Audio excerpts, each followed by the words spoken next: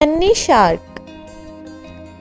Shark مچھلی سمندر کے اوپر آنے کو بےتاب تھی، کیونکہ جب سے وہ پیدا ہوئی تھی اس نے سمندر کے اوپر ایک موٹی سی برف کی تہ کو ہی دیکھا تھا۔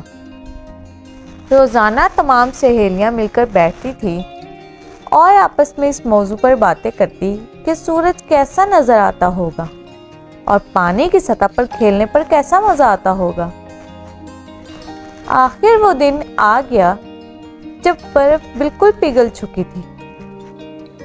ننھی شارک مچھلی صبح کے وقت اٹھی اور اپنی سہیلیوں کے ساتھ سمندر کی سطح پر جانے کے لیے نکلنے لگی۔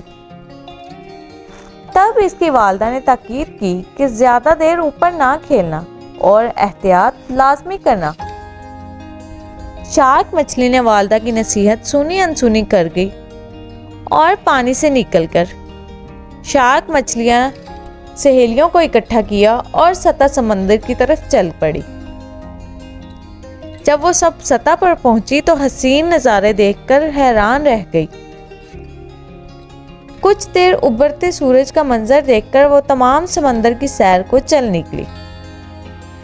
پانی جب اوپر نیچے غوطے لگاتا تو وہ آگے بڑھتی گئی اور کچھ فاصلہ طے کرنے کے بعد انہیں آسمان پر اڑتے پرندے نظر آئے۔ وہ سب حیران ہو کر انہیں تکنے لگی۔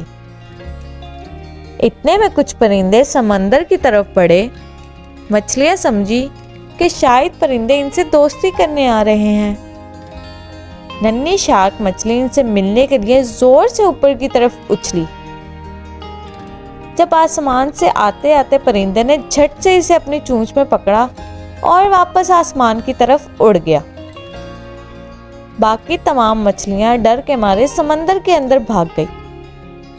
اس طرح ننھی شارک مچھلی کو اپنی والدہ کی بات نہ ماننے اور اس پر عمل نہ کرنے کی سزا ملی۔ امید کرتی ہوں کہ آج کی کہانی آپ کو اچھی لگی ہوگی۔ پھر ملیں گے۔ اللہ حافظ۔